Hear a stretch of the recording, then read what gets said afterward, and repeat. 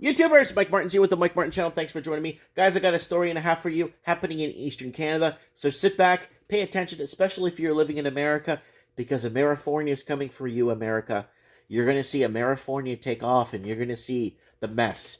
So, 2.5 years ago, I made a video called The Perfect Storm in Housing for a Crash. And unfortunately, there was no crash. Why? Because I didn't know how high level and how deep foreign investing was in Canada, and how I knew it was happening because we've been calling it out for years. But I didn't know that our governments will completely sell out the local population, completely sell us out. Now, they're blaming the mass exodus of major cities. Now, I want you guys to pay attention real close to this. So I got an email and a video to share with you guys. And it's kind of important that I tell you guys this before. You know what they're blaming the mass exodus on in Toronto, Vancouver, and all those major cities? Toronto is out of control. So people are leaving the province of Ontario because Windsor, London, Ontario, if you didn't get out of those cities in time, you didn't purchase. We made videos telling you to get out of Toronto, I don't know, 4 years ago. Look it up. We did the same thing. Get out of Sydney, Australia. Get out of Auckland. Get out of Vancouver. And I left the city. I'm one of those statistics. I left the city because I'm not paying $2.4 million for a detached home that's realistically worth 30, maybe 40 grand in Alabama. I'm not doing that. I'm not going to get no bang for the buck, and the house is going to completely be torn down. And then to build a house in Canada, $800,000. Yeah, that's what it costs, and that's cheap. Anyways, so what is happening here? Well, there's a lot happening here, and now they're blaming the mass exodus. So we're seeing a mass exodus in these cities. Guess what they're blaming the mass exodus on? COVID. Yeah, they're blaming it on COVID. I'm sorry. I know, they're blaming it on COVID. Years and years ago, like years before COVID, the price of real estate was out of reach for the average Canadian, Australian, UKer. It's pretty bad. So it's been out of reach. So now they're blaming it on COVID. Families abandoning cities because of COVID. No, not even close. Because the cost of living is just unreachable. You have to work 20 years in Toronto to afford to put a down payment on a house. 20 years to put a down payment. You have to work. Vancouver, it's 18. Okay. Parts of California, it's like 27 years you have to work to put a down payment on something. Right? Sydney, 12 to 18 years, right? So, anyways, here's the email I want to share with you guys that came from Uncle Buck. This is what's happening in Eastern Canada. Pay close attention. We sold $710,000 and bought this for $210,000 bank sale 3 years ago. 7 acres, 610 feet on River Phillip, 400-foot driveway. Ready to check it, chicken coop, got 29 chickens, first time owning chickens, adore them, very clean animals if maintained properly, bought it sight unseen over the phone. So there it is, hope you have a great day. So property, 710. So when someone's spending that much money on a property with it being sight unseen, it's happening, it's happened.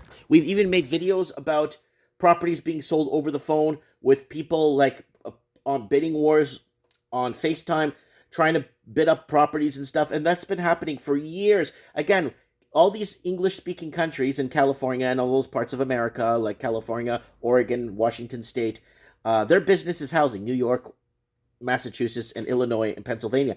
Those states are in business to sell export housing to foreign investors. They're not about growing the economy. They're about now Amerifornia. Now with the new president-select that you guys have in America, you're going to see real cold and fast and hard how housing is going to go up in America. And that video I made 2 years ago on my channel, the perfect storm for housing crisis, I was wrong 2 years ago. I thought that housing was going to go down, but I didn't know how sold out we were. It was about 2.5 years ago because we're in 2021. So it was 2017 I made the video. I was dead wrong. I was dead wrong about it because I thought wholeheartedly that housing was going to correct itself, and then COVID came and it kept going up because it's all artificially manipulated. And when people are buying property sight unseen, that's what happens. So let's take a look at this property here that sold for $710,000. So there it is, right there. It's a beautiful property. I don't want to get flagged here for stealing the video, but there it is right there. Lots of land. You could put a well here. You got river water there. You got a chicken coop. You could put a nice wood-burning stove. You can even put a small wood-burning stove in the little chicken coop if you want. And you could put obviously, I think there's a wood-burning stove right there. You could tell right there. So you could just burn wood all winter long, and have a lot of fuel around you to keep going. And it's got a river here. Look at that. That's beautiful, guys. Look at that. Look at that. So let me go to... There's the river right there, right in front of the house. Nice property. Wonder why they sold. That's kind of wondering. But there it is. Some stained glass window there. Oh, nice bathroom too. So everything's pretty cool. You know what I'm saying?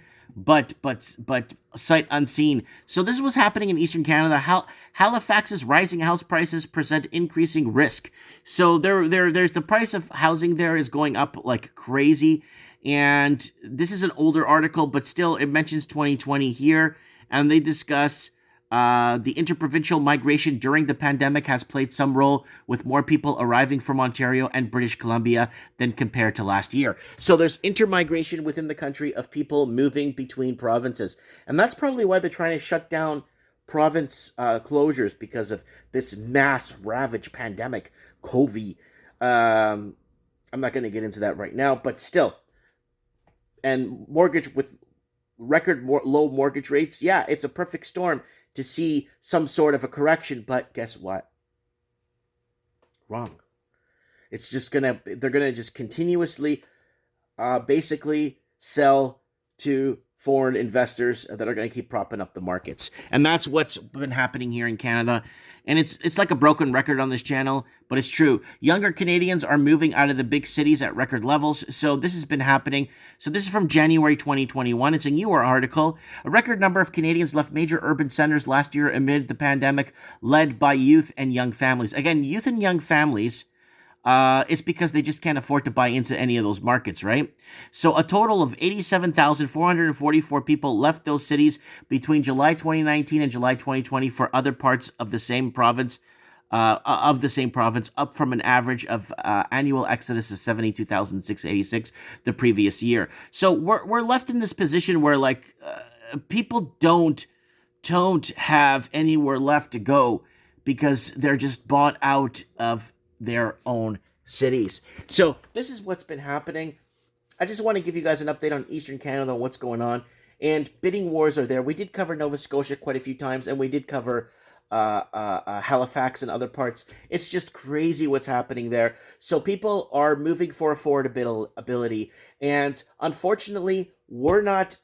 Canada's not Texas, because if Canada was Texas, yeah, it's got the right weather right now, but we'd have more cities. If Canada had as many major cities as Texas, I wouldn't be complaining, because we could just move to pretty much anywhere in the country. You would have highways going there, and you'd have another city, right? Unfortunately, we're not Texas. We don't have that many major cities. Imagine all of America. Look how many major cities are just in the state of Florida. Look how many major cities you have in the state of if you look at North and South Carolina alone. We don't have anywhere near. Our youth is going to have a major issue. America is turning into Amerifornia. So that's going to be very bad. So keep your eyes on America, because you're going to see increases in middle America for middle class workers go up 40 to 100% in price, right? Is it a perfect storm for a crash? It sure is. With record low interest rates, why not?